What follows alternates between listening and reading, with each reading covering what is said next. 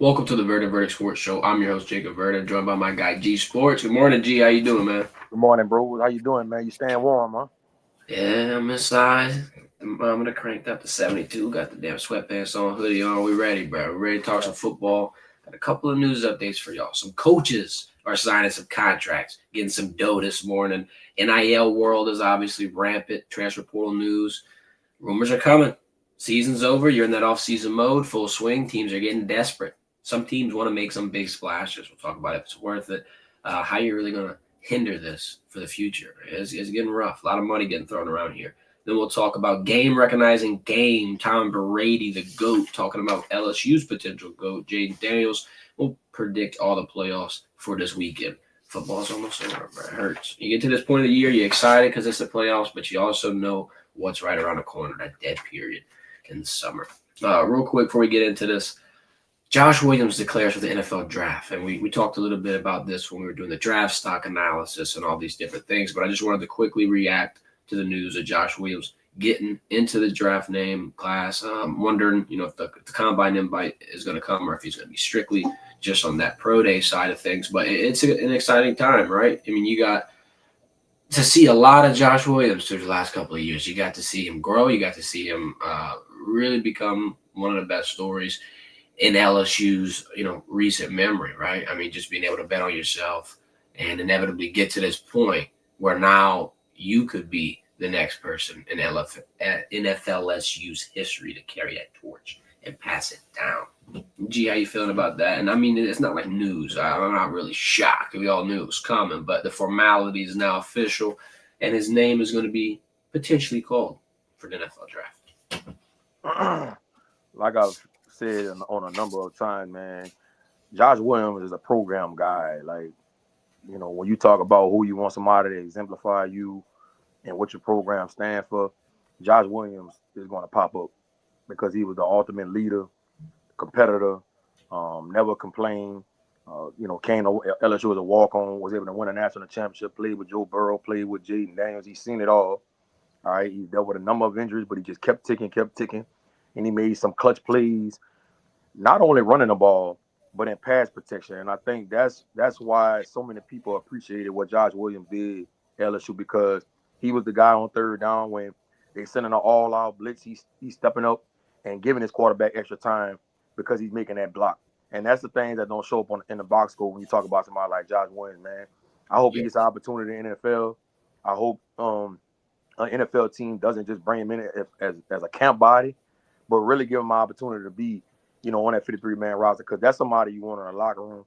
That's somebody you want mentoring, even guys that might be in the league for 2 or 3 years, because Josh Williams handles himself like he's a 30-year-old vet, if you will. You know what I'm saying? So he's a kid that I believe in, and I think will make a 53-man roster, man. So we'll see, man, happen for him. Even if it doesn't work out in the NFL, man, I know that kid's gonna be successful in life. I hope he gets into coaching, because I know he got so much to pour into, this younger generation, just from the standpoint of getting out the mud, and going through so much adversity and being able to persevere. So, man, shout out to Josh Williams, man. I got nothing but respect for that guy.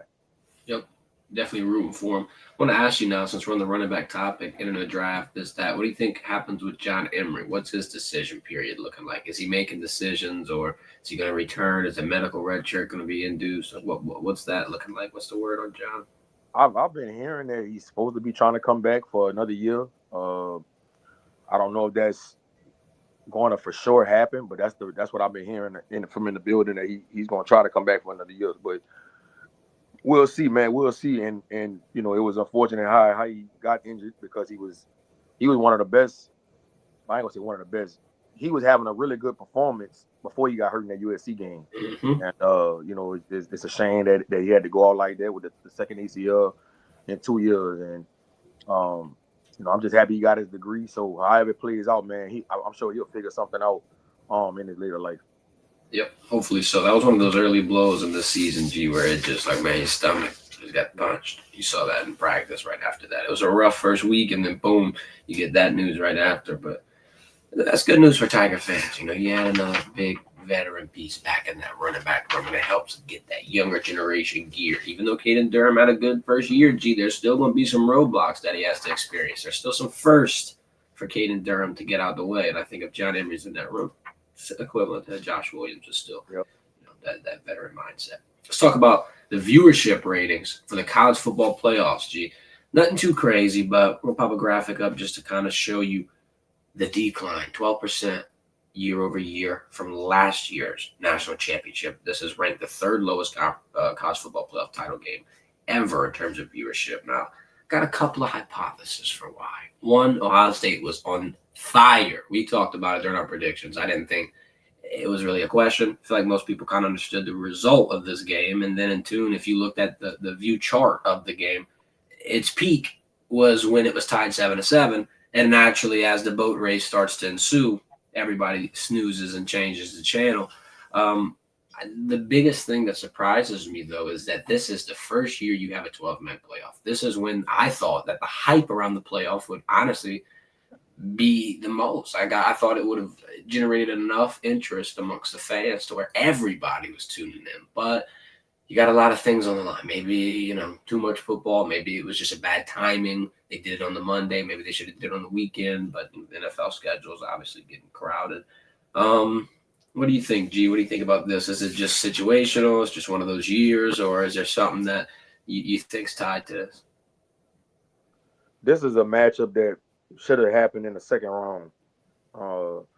This shouldn't have been a championship game, Notre Dame versus Ohio State. I thought if Texas would have been on the other side and they would have met with Ohio State in the championship, I think this game would have had a shitload of views. Mm-hmm. And the brand of football that Notre Dame plays, nobody is really, fond of it. I think that played a factor. They don't have any star power. You talk about somebody like Riley Leonard.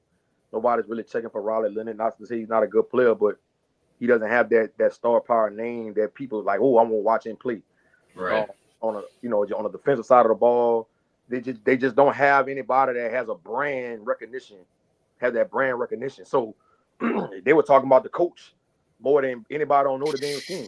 Marcus Freeman was the one getting all the pub, and so that just kind of lets you know what you was going to expect to see from Notre Dame, man. And people just wasn't that excited to see that matchup. So I think that's what played a part in it, man. And it's unfortunate that Ohio State and Texas ended up on the same side, and it's unfortunate that Ohio State met with Oregon so early on in the playoffs, which that should have been a semifinal matchup or a championship matchup. And I think that's why it played out the way it played out. Yeah, if you give me Oregon and Ohio State, I think that's definitely getting more views. Like you said, Ohio State and Texas, definitely. And you can even argue maybe Tennessee, Ohio State, maybe even the Texas, Arizona State with the way that damn game played out. That game was competitive at the end. Scatterbo put him on the back. Could have been another one of those interesting moments. But, yeah, college football world changing, constantly evolving. And I don't think it has changed or evolved faster or more than with this addition to the sport. NIL. I mean, the transfer portal's been here, G, but the NIL aspect of the transfer portal, that haven't been here. That's one of those things that's kind of picking up and getting a lot of people interested. You got the man on the left of this graphic, Carson Beck, getting paid a whopping $4 million to travel to Miami and replace Cam Ward and Cristobal's offense. Quinn Ayers, the rumor was $8 million was the offer for him in the NIL world.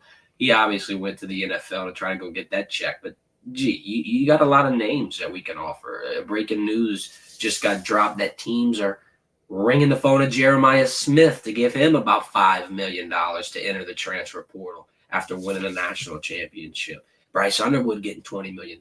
Are these young kids worth it? I mean, Carson Beck and Quinn, they're not young, but in the sense of Jeremiah, in the sense of Bryce, it's early to give them that type of valuation, at least for me. And then I feel like I don't know what you do to stop this. It's so far gone to the point now where the values are the values. I feel like if the number one overall recruit this year would want to flip, maybe he doesn't get 20 like Bryce.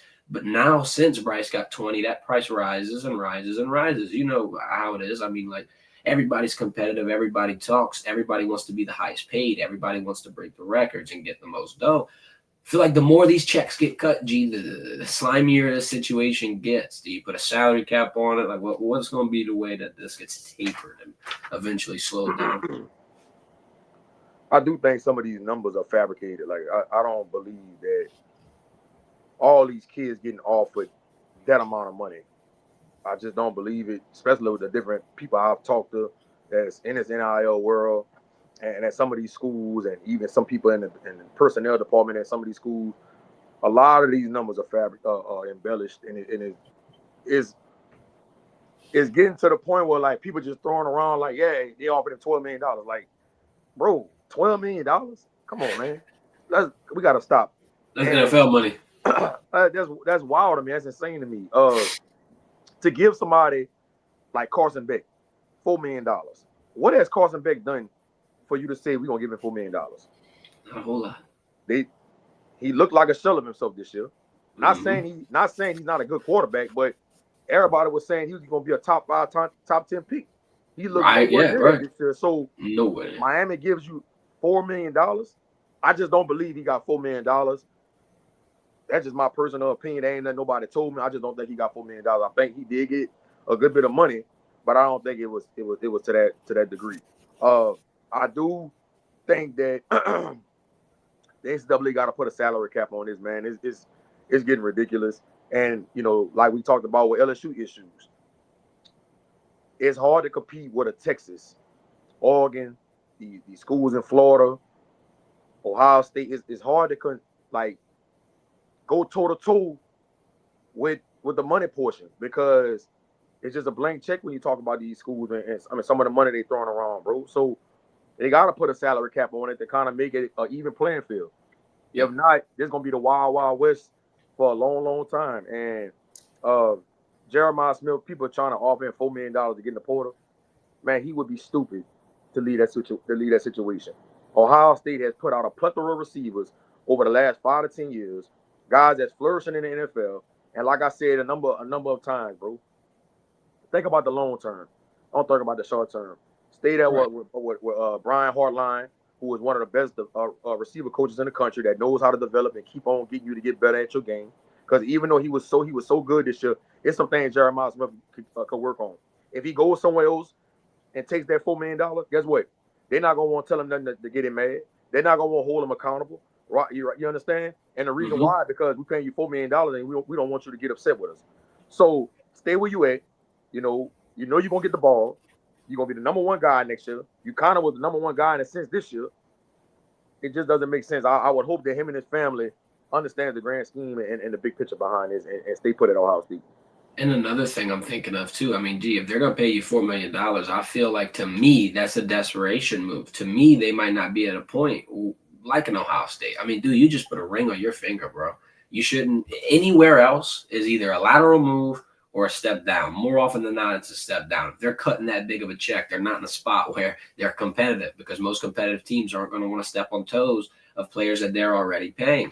And then to your point about the money and like the numbers being fabricated, I completely believe it. You're in a world now where the NIL agents, I'm not gonna call them sharks, but gee, sometimes they're sharks, bro. The NFL agents are like what, 5%? Some of these damn NIL agents in the college world, like 15%. They're over here taking a hell of a lot of money, just out here getting the biggest deal, just out here trying to get paid, get bread. And then another thing with the numbers being fabricated, if you're lying and saying that they're getting 5, other teams now feel the pressure, and they raise their offer. So it's 100% a cat and mouse game, and you really never know what to believe or like who to trust in this instance. It's getting grimy. And that's another part of this that's messing this college game up. These agents that's trying to negotiate for these kids to get NIL money, and they trying to get 20%, 30% off the top. That's really messing the game up. Let me tell you something, bro. And I don't have no problem admitting this or saying this on the show. I've helped a number of kids with NIL deals, and I ain't taking nothing off the top. I let that kid get all of his money because I'm not doing it for that. And I think parents need to understand, kids need to understand, bro. You don't need an agent to go negotiate what you get for NIL. You and your parents do your research, or talk to somebody that understands that space to help you with that.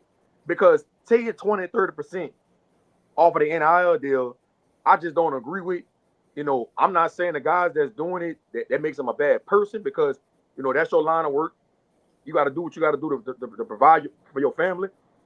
But in my opinion, when these college coaches and these people in these personnel departments see these agents trying to like strong arm them because they know they really trying to get their 30%, and so they trying to drive the number up, it's just messing the integrity up of the relationship between the player and the coach. Yep. And that's what's messing everything up, bro. That's what's messing everything up, bro. You know, when I've been in these negotiations with some kids that I've helped with their NIL deals, it's strictly about the kid. I have no hidden agenda. I'm not trying to get nothing out of it.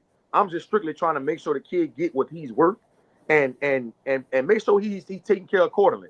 And that's my mindset. And I think parents or somebody in their family has to get on board and start educating themselves and informing themselves so they can go do that and stop using these agents to go talk to these college coaches for them and kind of tarnishing their relationship between the two. And now you won't know why your child's in the transfer portal year after year. Well, it's because the integrity is gone. You know, y'all using an agent to come negotiate with us. How about y'all come sit down as a family and talk to me or talk to somebody in my personnel department or whoever is making the decisions for us NIL, and we come to some kind of agreements. That way, the 20%, 30% that somebody's trying to take off, that's not even in the equation, right? Yep. Now we're just talking about what I'm worth and me getting paid accordingly. And I think if parents and people that's around the kid that has their best interest, right? If they start doing that and doing business the right way, you will see less of all this less turmoil that you're seeing around the country in college sports right now, in my opinion. I definitely agree, and I think what you were talking about with having the right morals and values and just leading the kid in the direction that they should be led in. That's the way to do it, because I mean, even at an institutional level, LSU with the NILSU stuff, they're trying to educate them. They're trying to be their advocate. They're trying to be they're trying to get them in a spot where, like we were saying, they're not having sharks in the water just looking for bread. You know what I mean? Because if you have a middleman that is on your side and still trying to communicate for you, still trying to get you the best deal, most kids not going to understand the money aspect of it, how much money is going to be going, the taxes aspect of it. There's so many different things that you get taught in these programs, like in the LSU stuff. I feel like that's going to be how you kind of ease this transition, but not every program or university has this. Like if you're going to a school in a mid-level, or like, let's say, Darian Mincer, the Tulane quarterback that just moved to Duke. Duke got like $3 to $4 million. Not saying Duke don't have the best programs. They've been winning national championships hand over fist in basketball, but it's just a simple fact that it's like this kid went from this much money to millions of dollars. This dude only did it, more than likely the agent only did it to get money for himself. But there's a whole different aspect to getting a kid this much money. Not only do you have to get him the money, but I feel like personally you should teach him what to do with it. You should teach him how to save it. You should teach him how to at least understand what comes with that, because it's not as easy as just having bread. Your tag bracket is different. This is different. That's different. So many different things. And lastly, I want to talk about H-Town Creoles in the chat. He brought up a pretty good point. He was just saying that Jaden Daniels' salary is about $10 million, right? And you got players in college creeping up on stuff like that. And Jaden Daniels aside, there's other quarterbacks, Bo Nix. I mean, there's a bunch of different handfuls of guys, Anthony Richardson. There's starting quarterbacks in pro football that aren't making as much as these kids. I mean, we got the damn CEO of Oracle, Larry Ellison, giving money to Bryce Underwood to get him to Michigan. Dude, they're doing a $500 billion AI investment in the United States. You know how much money Larry Ellison can spend? I mean, this is an endless pool. Man, look, when all this was going on with Bryce Underwood, I was one of the first ones to come out and say, I'm not about to pay somebody that's unproven, that hasn't played a down in college football, $2.5 million a year. I'm not doing it. I'm not doing it. And listen, I've been around Bryce Underwood. I've evaluated him. I think he has a chance to be really, really good. I think he has a chance to be a first-round pick one day. He has that kind of ability, the measurables. He has all the tools, the athleticism. I think he has the mental makeup from me being around him. People I know that's played with him in 7-on-7 and had played with him at camps. They say the same thing. I know some college coaches that have gotten him on the board and got to see his football knowledge and his IQ and how he breaks down coverages and route concepts. And they say he was on point with that. But with that being said, he still hasn't played a down yet, bro. We don't know how this is going to play out. The pressure might be too big once he started playing in college. We don't know. We don't know. And now you didn't get you didn't sign up to get this guy $2.5 million. That's ridiculous. When it started getting past $1 million, I just thought that it was ridiculous. You know, if I was a university and I was recruiting Bryce Underwood, I probably would have given him $1 million. But once it became a bidding war from $1 million to 1.3 to 1.5 to 2 to 2.5, then I'm like, no, we're not doing this. Because that extra $1.5 million that we paying him, we could be paying that, breaking that up into getting 4 or 5 other players on our team to make our roster better.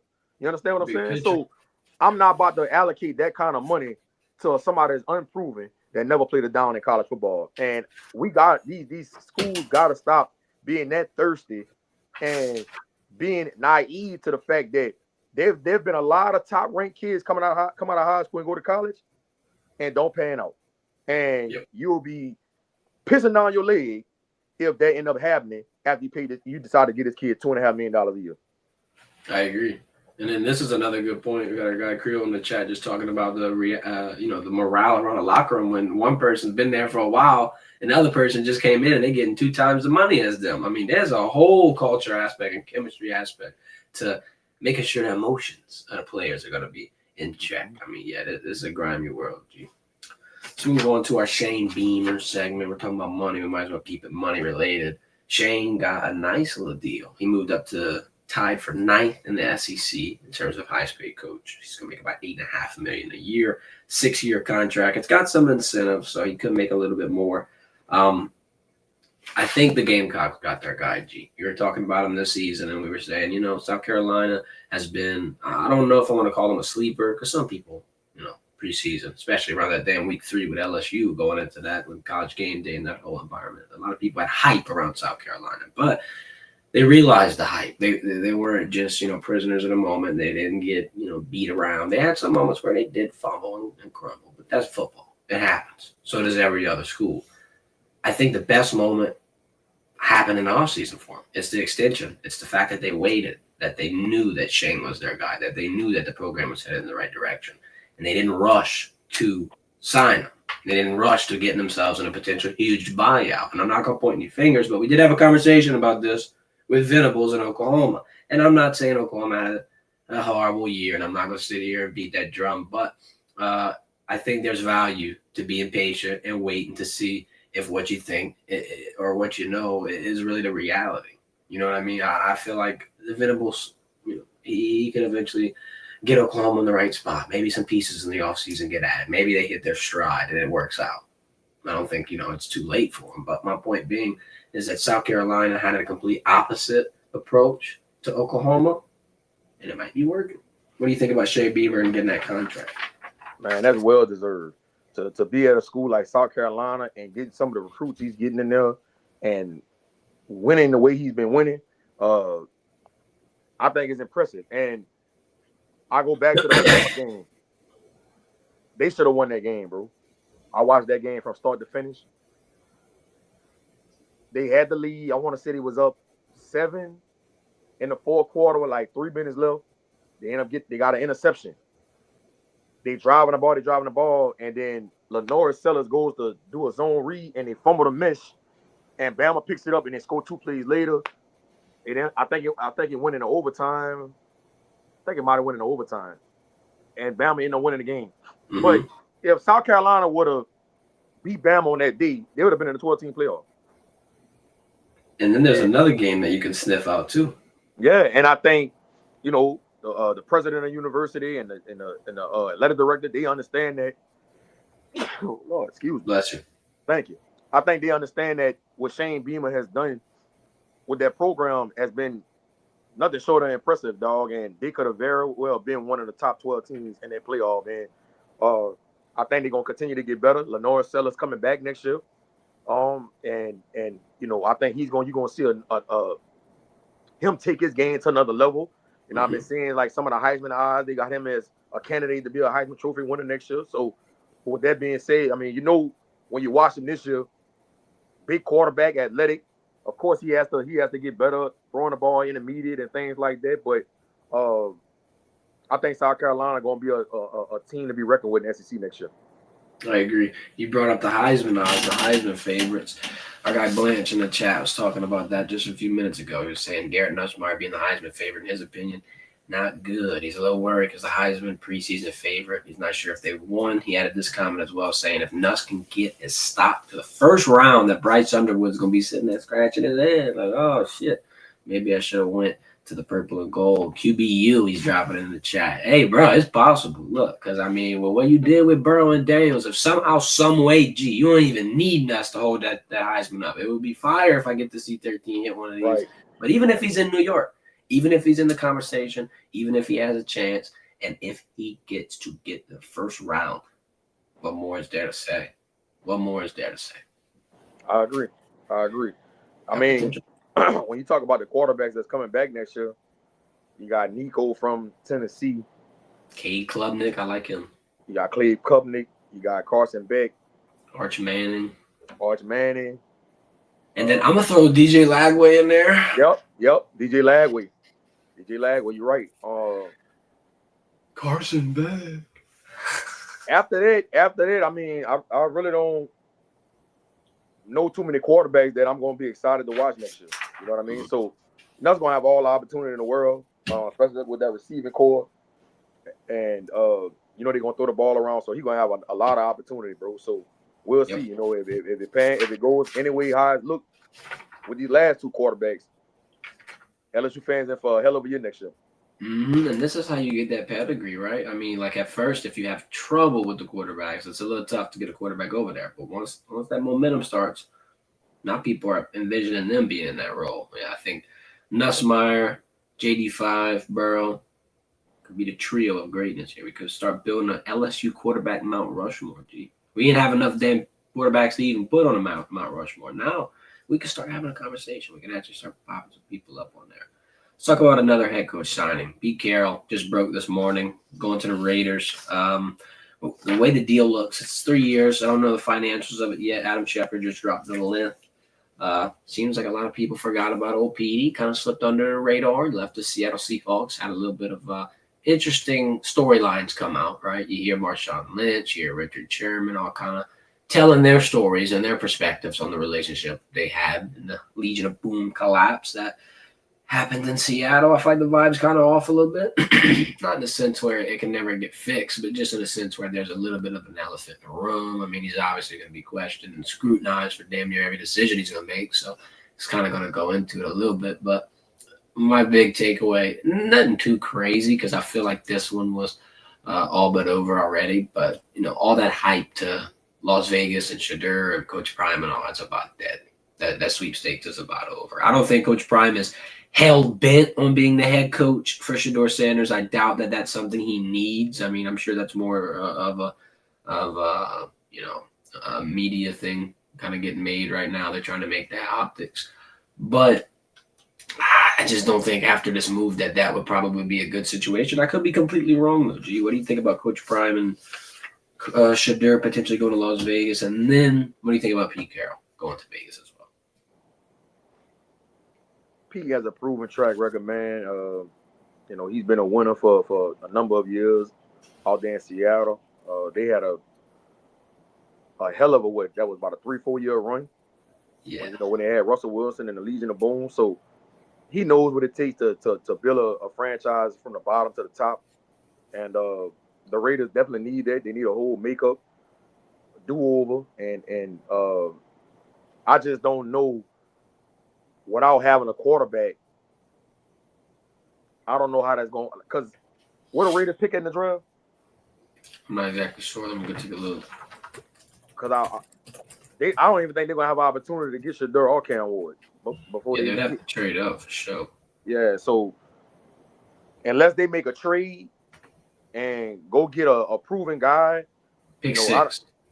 I just don't know if Shedeur or Cam Ward make it all the way to 6. Hell no. I don't see that happening. So they're going to have to reach and draft somebody. And are they going to make a trade and go get a proven guy? I don't know. But it's a quarterback-driven league, bro. I don't care how good of a coach you think you are. You got to have somebody behind center that can get it done. I'm not saying they got to go be a top 5, top 7 quarterback in the NFL, but you got to have somebody that could be able to, command the offense and not turn the ball over and make good decisions and get guys to rally around him. And if Pete Carroll can't find that, it's gonna be hard for him to win it with the Raiders. And I think that's why Antonio Pierce couldn't win. I don't think it had nothing to do with him and how he was running the franchise and running that team. I just think they was going through quarterbacks left and right. Yep. They would change the quarterback like the weather. So it's just hard to win in this league when you don't have a quarterback. And you saw that with the Saints this year, right? When Derek Carr got hurt, it really went downhill. So, and I'm not trying to say Derek Carr is at all the quarterback that we should have behind center for the future. I'm just saying once he got hurt and we had to put Spencer Rattler back there and Jake Haener back there, you saw how bad it looked, bro. It looked like a high school team trying to run an offense. So it's gonna be tough for Pete Carroll down there in Las Vegas if you don't get a legit quarterback, bro. Yeah, I feel like first off, the first thing that popped into my head whenever you were talking about Las Vegas and their quarterback, I feel like the Saints and Derek Carr, that'd be a nice little reunion. The Saints fans would be excited as hell if they wanted to go pull a experienced quarterback off of their hands at that price. Well, I don't know if you've been seeing the reports, but they're saying the Giants are interested in Derek Carr. So I saw that too. And then my question is like, are they gonna just give the damn draft pick away? What's that? What? Like, that's insane to me. I wonder what Malik Neighbors would say to watching Derek Carr get traded. I would love that. And then so because the Giants pick at what number? The Giants pick at like 3. Or if they don't pick at 3, it's right around there, maybe. So Let me go check that. I think they're 4. I think they might be 4. Let's see. 3. 4 Patriots. So you're gonna get either Cam Waters or Shadur Sanders. You know that. Yep. You're locked in. Yeah. The Saints need to make that move. Well, it ain't up to the Saints. It's really up to the Giants. Okay, so now I know this obviously ain't up to them because one team's gonna have their option at first. But G, you're the GM. You're the GM for the Saints. I just hired you. I'm Gil Benson. I gave you the position. Boom. You're on the clock, G. Who you picking with the 3rd pick? Who's available? You got the 3rd pick right now. Oh shit, you're right. All right, 1st pick. Let's switch that scenario around. You got the 1st pick. What quarterback are you taking? We had a conversation on Wednesday, but you got to enter the war room. You're on the clock. Who you grabbing, Cam or bust down my AP? Perfect time, man. Rock paper scissors. That's what rock paper scissors. I'm doing rock paper scissors in there with my head coach. Look, right. If I win. We picking Cam Ward. If you win, we picking Shadur Sanders. You can't go wrong with either one, bro. All right. I just feel like neither one has separated himself from the other one. And, people might feel differently about that, but I just think both of them are good leaders. I think they're good people from the stuff that I heard about them. Both of them can make all the throws. They both mobile. I think Cam Ward's a little bit mobile than Shadur. But Shadur is mobile enough to be able to get it done in the league, and they come from, good pedigree. Cam Ward did it. He did his thing at Washington State and put that team on the map and made that team a top 20 team in the country. That said a lot about him to go to a school like Washington State, who everybody forgot about, and put them in the top 25. So that lets me know you could get people to rally behind you. You could raise the level of your teammates. That says a lot about a quarterback, and that's what you want. Shadur Sanders. You leave Jackson State, which I had a hell of a run over there. You go to somewhere like Colorado, who had only one game. In year 1, you beat TCU, who was the top 15 team in the country on the road. Your offensive line was horrific. No, the season didn't play out how y'all wanted it to play out in year 1, right? But you saw it had nothing to do with Shadur Sanders in that offense. The offensive line kind of let him down in some games, when he got sacked a whole bunch of times, but it had nothing to do with Shadur Sanders. Year 2, you see him take it up another level. All right. And they won 8 games, 9 games this year. Mm-hmm. Right? You saw the improvement. And you saw in big games this year, he made the big time throws. All right. He was able to lead his team from behind. Right. And having somebody like Deion Sanders as your father, who has prepared you for any type of moment, probably since came out your mama womb, nothing's going rattle Shadur in my mind. It's nothing that he's not gonna get to the NFL and it's gonna be a culture shock for him. He's gonna fit right in. He's been around pros all his life, so I just think Cam Ward, Shadur, you just can't go wrong with either one, bro. I'm excited to see how it plays out because Elite Neighbors might get a nice little upgrade this offseason. Might make it that much better. They got Jalen Hyatt in that wide receiver room still. And they got is his name Slayton, number 86? Yep. Who's that tight end? I don't know. When Darren Waller decided to retire out of the blue like that put a hole in that at tight end for him. So what could have been? What could have been, G? Let's talk about game recognizing game right here. Tom Brady, the GOAT, talking about the Bayou's GOAT, and Jaden Daniels says, so even though Jaden Daniels is just a rookie, he has that poise and confidence like a young Tiger Woods. That's a comparison, G. Comparing you to Tiger Woods, somebody who completely revolutionized and just honestly took over the game of golf, so much so to the point where I don't think I'm gonna go out on a limb. Not the biggest golf fan, but I dabble. I feel like nobody had a brand in golf like that until Tiger Woods emerges. The Sunday Red, you're wearing your iconic polo. He inevitably deviates from Nike, which he made a hell of a lot of money with, and makes his own company. And now he's got his son with him, a protege. They're teaming up in duos and winning and murking shit. That's championship DNA. And ain't even just mindset. It's in your blood at that point. Like, that is as elite can get. And you got another elite player in Tom Brady, 7-time Super Bowl champion, by the way, if you didn't know, giving flowers to Jaden Daniels and comparing him to somebody else like that. We're talking about a pool of greats right here at this point. Game recognizing game, the ultimate compliment from Tom Brady. And it comes at a time where I feel like Jaden Daniels needs that confidence. He needs to continue to get more and more trust in himself and his team, and honestly, in just the situation that they're in. Let's look at the stats, G. NFC Championship, by the way. We're talking about Jaden Daniels, the Rookie of the Year, potential MVP, potential Super Bowl berth in one damn season. So we just gotta soak that up.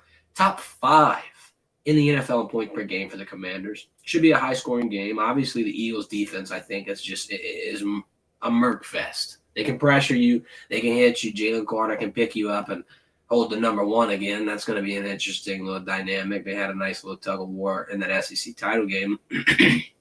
Also, the difference is really going to be on the ground, G. Because, I mean, we could talk about the injuries and how Jalen Hurts' knee is all effed up. I mean, like, he practiced.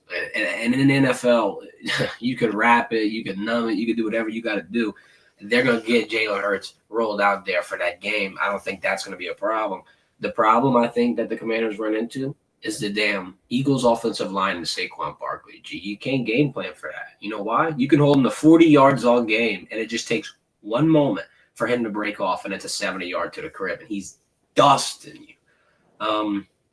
Since it's explosive, since I really don't want to fade Jaden Daniels because I feel like magic could happen, I ain't gonna lie, I'm going to tell y'all to take the over. However, I can't count Jaden Daniels out. The spread right here is at 6. I think that's a little low. If you want to take it, I say take it. I'm going to lean it. I'd say put it at an alternate. Commanders plus 12. That's murked. The over is murked. I don't know. Eagles could win this, G. I don't know if I would say take the straight-up Commanders money line, but like I said, magic in the air. I think it could happen. What do you think, G? I'm going Commanders, bro. Ooh. I'm going Commanders. Jaden Daniels. I'm going to take it a step further. I think Jaden Daniels wins this game, and I think Jaden Daniels gets to the Super Bowl and win it too. Holy shit. Hoist the trophy. Yeah. Why you say that? How you feeling confident? Just let me dabble in the brain real quick. Bro, it's not just about Jaden Daniels. Now don't get it twisted. He plays a major part into this. Mm-hmm. But bro, I like their defense. I like their defense. You know, Jeremy Chin is a tackling machine. Bobby Wagner, who everybody said they thought was washed up, has been doing a great job at that Mike linebacker position and getting that team to rally behind him. I thought the trade for Marshawn Lattimore was very critical because now you got somebody that could go follow somebody number 1 receiver, and that's what he's gonna do. He gonna follow Uh, I'm having a brain fart. AJ Brown. AJ Brown. He gonna follow AJ Brown tomorrow, right? Now they still got Devontae Smith, who is a really, really good player. But if you could take one of the star receivers away and hold him, under 50 yards or to about 50 yards, you're doing a damn good job. And I think their defense is stout enough to control Saquon Barkley. Like you said though, any given moment he can hit his head on the goalpost. We know that. But I think Dan O'Quinn, who is one of the best defensive minds in the NFL, is going to have that defense ready on tomorrow. They're going to rally to the football. It's going to be a lot of burgundy hats hitting 26. I can promise you that. And so from that standpoint, man, I just think that when you talk about their defense and how sound they are, and then you talk about what Jaden Daniels is doing and the two-headed monster with Brian Robinson and Ekeler, and you got that good security blanket with Zach Ertz, and the emergence of Dyami Brown, the receiver from North Carolina, who hasn't really had a big role all year on that offense, but he's been having some good games in the playoffs. You know what Terry McLaurin going to give you. Mm-hmm. I just see that Washington has all the makeup to win this game on tomorrow. And I think if they get past the Eagles, I think they win the Super Bowl. I really believe that. I think Jaden Daniels will be destined, and he got ice water in his veins. I really believe it. I would be excited. And I just thought of something else, G. Let's add another layer to this. I'm going to add another pick for y'all. I believe the total reception line for Zach Ertz is at 3.5. Y'all remember who Zach Ertz played for? This is a revenge game. He's playing his own team. It's Philly. I can't wait to see how him and Sirianni going to exchange handshakes, or if they're going to do it at all after the game over. Because you saw what happened last night. I can't wait. This is a storyline. A lot of drama. Take the over on Zach Ertz, because when Terry McLaurin ain't right there, JD5 is going to bust one to the tight end. We saw what he did with guys like Mason Taylor. We seen what he did with Zach Ertz all season long. I mean, Zach Ertz scored last week in the win. And I would say take the over on that. And I think, too, with Jalen Hurts just not being 100%, so to speak. Right. I just think the Commanders going to pull it all, bro. And G, like, and if you get this, I'm going to tell you something. This is why I feel like they're going to win a Super Bowl if they get past the Eagles. Bro, that means he will either go against Josh Allen or Patrick Mahomes. Everybody's going to favor Patrick Mahomes or Josh Allen over Jaden Daniels. Just about everybody. If you're not an LSU fan, you're probably going to favor with Patrick Mahomes or Josh Allen, bro. Mm-hmm. And I just think that's going to ignite a more of a chip on Jaden Daniels' shoulder. And man, when you talk about why he's been so good this year, everybody been saying the same thing. And this goes back to when he was at LSU. His preparation. Mm-hmm. The way he prepares for the game week in and week out, the extra reps after practice, the attention to detail. Yeah, VR has said how poised he is. Nothing gets him too high, nothing gets him too low. He always stand even kill. That's the kind of person you need in an NFC championship game. When a game on the line, when all the marbles at stake. So I just believe if he get to the Super Bowl, I think he's gonna be destined to win it, dog. I truly believe it. And that's not even me being biased because he went to LSU. This me just paying attention to him all season long. And we gotta go back and play that clip what I said back in the summertime, bro. We gotta go back and play it. And look, we gotta keep giving a shout out to Cliff Kingsbury, man. You got to. Cliff Kingsbury has played a huge role into his development in the NFL. Because of why? His track record. Go all the way back to Johnny Manziel. You go back to Kyler Murray. I can go on and on. Like true, bro. Baker, all that. He is a quarterback whisperer. That's what Cliff Kingsbury is. So much that a lot of NFL teams want to interview him to be the next head coach again. I'm excited to see how this plays out. And to build off your point about Jalen Hurts and that damn injury, in that Rams game, he almost sold. They should have put Pickett in there because Jalen Hurts was immobilized. They got a damn edge rusher coming to Jalen. He don't even move. He just drops to the floor. He's like, I ain't taking no more hits, bro. I'm done. Then, not even the Rams game, the Packers game, in my opinion, a little too close. And I'm a huge Packers fan. I thought the Eagles were going to boat race them. And it wasn't even a situation where I felt like, I know Saquon slid and the point spread got saved by the touchdown effort, but all be all, The Eagles have not been dominant. The Eagles actually, I feel like, have kind of been getting worse and worse and worse as time passes. It's nothing against them. Not trying to say I'm taking the Commanders money line. I would do Commanders plus 12, like I said, on the alternate. Take the plus 6 if you feel it. Take the over, parlay them together. And I would add Zach Ertz over 3.5. But hey, if the Commanders win, G, I'm gonna be hyped as shit. Chiefs Bills. Let's predict that real quick. This one's interesting because we got more drama in this one as well. I mean, you got two of the biggest brands in this conference. The Bills have kind of been this close over and over and over and over and over. Okay, it could finally be their year. Josh Allen's been having a hell of a season. I feel like, he's probably going to pull away with that MVP award. Him or Lamar, but it's looking like him. Got a stat that I want to pull out for you, G. The refs and the Chiefs. 11 playoff games for the Chiefs since 2021. You know how many times that the Chiefs' opponents had more penalties than the Chiefs, G, out of those 11? 10 times. 10 times. The only other time I believe they were tied. Chiefs are also on a 12-game home win streak. They're also looking to be a 3-peat Super Bowl champion. That's insane. It's hard to fade Pat Mahomes. And I'm scared to go down this route and be immortalized forever on YouTube as a Chiefs fader. But it feels like it could be the Bills' year.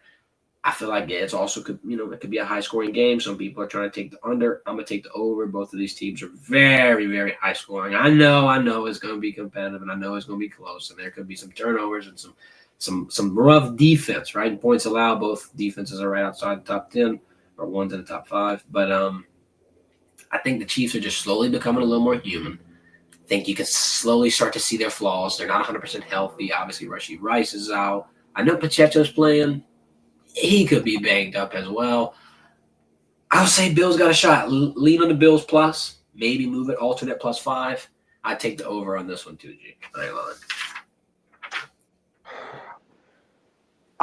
I've been amazed how the Bills have been continuing to win without Amari Cooper and Kincaid, the tight end, having a big impact on the game. I don't even think Amari Cooper had a catch last game. I think Kincaid had one catch. Keon Coleman hasn't even really been involved as of late. So Shakir has been his go-to guy, the slot receiver. And them trying to run the ball with James Cook and Josh Allen getting out the pocket and getting extended plays and getting first downs with his legs. And his defense been playing sound. If they want to beat Kansas City tomorrow, Amari Cooper or Kincaid is going to have a huge game. I just don't see them getting past Kansas City if they don't get one of those two, or if not both of them, heavily involved into the passing game tomorrow. Kansas City, you know what you're gonna get. They're gonna do some trick plays. They're gonna come up with some kind of creative way to get Xavier Worthy the ball. I don't care what you do. Travis Kelce gonna find a way to get open. 40 times. They're gonna mix it in with the run. It's gonna be 3rd and 4, and 3rd and 7, and Patrick Mahomes gonna find a way to escape the blitz and get out the pocket and do the pump fake, get some out of the jump. He gonna get the first down. And it just got championship pedigree. And let me tell you something, man. Andy Reid's one of those coaches where you can go watch every game from this year and try to see if you could pick up on certain plays they like to run on 3rd down and they bread and butter plays. He's gonna have a whole new script for tomorrow. So whatever you watched, it ain't gonna be what you're gonna see tomorrow. And that's what makes Kansas City so good. That's what makes it so hard to stop. You know who they're trying to get the ball to, but you don't know how they're trying to get them the ball because they change the way they do things week in and week out. So, I'm gonna go with the championship pedigree. This is gonna be very, very detrimental to Josh Allen if he can't win this game because it's gonna be almost like, bro, you just can't get it done. Start calling Patrick Mahomes your daddy. That's what people do. So, I just got Kansas City winning. I think Pacheco gonna run the ball well. I think, it's gonna be tough with Buffalo. Now, like I said, if Amari Cooper and Kincaid have big days tomorrow, I think that could change because then you'll be able to match what Kansas City is doing on offense. I'm gonna add something to that list. And I know that this side of their offensive ability, it's been improved dramatically, and you can thank Joe Brady for it. Honestly, hasn't been a lot of teams pass and run effectively as they have. I think the X factor, quite frankly, one of the biggest pieces is going to be James Cook. I think James Cook has that Saquon Barkley ability. I had him in fantasy, and I won my championship, so I'm pretty excited. Big James Cook guy.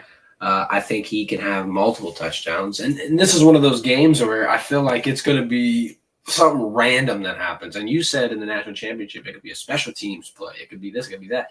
This feels like another one of those moments. Geez, it's going to be whoever makes the least amount of mistakes. And I want to bring up, you talked about the Josh Allen. Like, oh, he might not be able to get it done. And if he loses, it's going to look horrible. We've got some interesting conversations being had around the NFL. Obviously, everybody knows Ryan Clark, Marcellus Wiley, former Charger. Nice little guy. Got a little beef going on, G. Got a little beef going on. We're talking about Lamar Jackson. We're talking about Josh Allen. And albeit, I guess what I've learned from this is that Marcellus Wiley is telling Ryan Clark that you got to hold everybody accountable. If you're going to criticize Josh Allen for having a crappy game and getting eliminated last year, then you're going to have to inevitably criticize Lamar Jackson for the same thing. Lamar's stat lines right here wasn't insanely horrible, but 254 yards, 2 touchdowns, interception, and a fumble, so 2 turnovers and no rushing touchdowns. And then last year, when KC got eliminated and Ryan Clark went on the tangent, 26 for 39, 186 passing, 1 touchdown, but 2 on the ground, no turnovers. So it's not saying that Josh played immensely better than Lamar. It's just kind of pointing out that he did have more touchdowns. He didn't turn the ball over. They did lose. It wasn't enough. Both performances in and out. But Wiley's just kind of pointing out that Lamar kind of has his moments too. And I'm going to have to agree. I'm a fan of both guys. I'm a fan of Lamar. I'm a fan of Josh Allen. I'm honestly more of a fan of Lamar because I love the mobility. You don't love watching a quarterback run for 50-plus yards. But I do agree. I think if Lamar just got eliminated, he just had a moment where it's not all on him. I mean, he's not the only guy on the field screwing it up. But there's been times where he could have came away with it as well. And it just seems like Patrick Mahomes runs his division at this point. That's the Tom Brady we got. I think this is a clear case of Ryan Clark being biased, not to a black man, but to somebody he has a relationship with. I think him and Lamar Jackson has a friendship that goes beyond television. Right. And I think that's why you see Ryan Clark vouching for him and advocating for him all the time. And I think he also sees how people try to ridicule Lamar Jackson because of how he wears his hair and how he's authentically himself, as RC put it. And so I think that makes him it makes him feel like he has to go on television and really have his back in a sense. I don't think it's anything toward a white person. I think he just feels like, well, if y'all gonna try to ridicule Lamar Jackson, y'all should be ridiculing Josh Allen, regardless if he's black or white. I compare this to Kobe Bryant and LeBron James. When LeBron James loses in the finals, the whole world crucifies him. Mm-hmm. When Kobe Bryant lost, everybody started to be like, man, he was a killer, man, but he averaged 30-some points. He played with he had a supporting cast that wasn't that good. It was always some excuse in a sense for Kobe when he lost. I remember when Kobe was up 3-1 on the Suns in the first round and they lost that first round matchup to the Suns. Nobody said nothing about it. I remember when Kobe Bryant was up 22 points in the finals against the Boston Celtics at home and nobody talked about it. If that would have happened to LeBron James, the whole world would have been viral talking about it. Everybody remembers the 9-point game. Exactly. But I think that's the same case with this. I think Josh Allen is somebody that people don't really talk bad about him because he's not looked at as the top quarterback in the NFL. He's not looked at as an MVP. Lamar Jackson is. So when you're the MVP, Lamar Jackson has won the MVP, 3 years? Or 2 years? At least 2. At least 2 years? Yeah, he might win it again this year, right? So when you've been on the top of the game for this many years, people are gonna give you way more scrutiny. I think if the roles were reversed and it was Josh Allen, I think Josh Allen will be the one getting the scrutiny, and everybody would be siding with Lamar Jackson when he loses. So I think that's what you see going on here. They just happen to be a black quarterback and a white quarterback, and it kind of seems like Ryan Clark is pulling a race card, but I don't think it has nothing to do with it. I really think he has a friendship with Lamar Jackson outside of the game of football, and he's just trying to have his back on national television. That's my personal opinion. Yeah, it makes sense. It's probably that. And it's also probably just a hill you got to die on. Also, I mean, sometimes you make such a big claim and such a big take that you on Ravens Island, you on Lamar Jackson Island until he proves you right. Especially on TV, broadcast news. I mean, it's take central right now. And Ryan Clark made a point in one of his interviews he did with Michelle Tafoya. He said sometimes on television the segment gets boring, and he feels the need to bring some energy and some excitement and some entertainment to the segment. So sometimes people might take that out of context when you see an analyst have a hot take like that, but it comes off like, oh, he's being arrogant or he's being racist or he's being unfair or whatever you want to call it. I think it's just a clear case of him, like he said in that interview with Michelle Tafoya. I was trying to bring some entertainment to the segment. It got kind of stagnant, so that was my way of doing it. I there's no doubt in my mind that he was trying to play a race card or he has a problem with white folks. I don't think it has nothing to do with it. And people just they take stuff and run with it, bro. That's just my personal opinion. G, I got to transition to this. I'm about to lose my mind. Our guy, Caleb Daniels, shout out. He just gave us $10, bro. He gave us $10 in the chat. First off, Caleb Daniels, you the man. I appreciate that. That's going to help me give G his damn steak that I owe him. He's been hunting me down for it. Who's our favorite backup quarterback between 2000 and 2014? Charlie Whitehurst. Yeah. I don't know. Charlie Whitehurst from Clemson. And are we talking in general? Who's your favorite backup quarterback between 2000 and 2014? I'm saying Tyler Thigpen or Charlie Whitehurst. I'm going with Charlie Whitehurst. I like Charlie Whitehurst. I thought he was going to have a really good NFL career. Played at Clemson. Was a good quarterback at Clemson. Yeah, I don't know much about Charlie Whitehurst. Man, that's some years ago, bro. Yeah, you got me on that one, Kelly. I'm showing my age right now. G, that's why we got you on the show, bro. That's why we need you, man. We need that perspective, bro. Caleb Daniels, I appreciate you a lot, bro. Appreciate you, Caleb, dog. Man. That's dope, bro. We're going to go ahead and... I wonder what made him ask that question. It's ball knowledge. Straight up ball knowledge, bro. Hey, I bet he's saying it himself like, how the hell he know who Charlie Whitehurst is? Yeah, man. How the hell he know what college Charlie Whitehurst went to?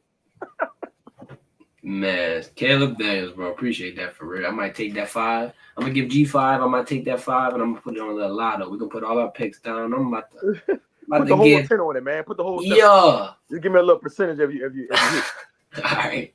Well, I appreciate you again, Caleb. That was dope, bro. Thank you to everybody who's been active in the chat during the stream. We're going live again on Monday. Hopefully, we can break down some good news for Jaden Daniels. I hope. Let's see. Appreciate your time, G. Appreciate everybody. Y'all have a good weekend.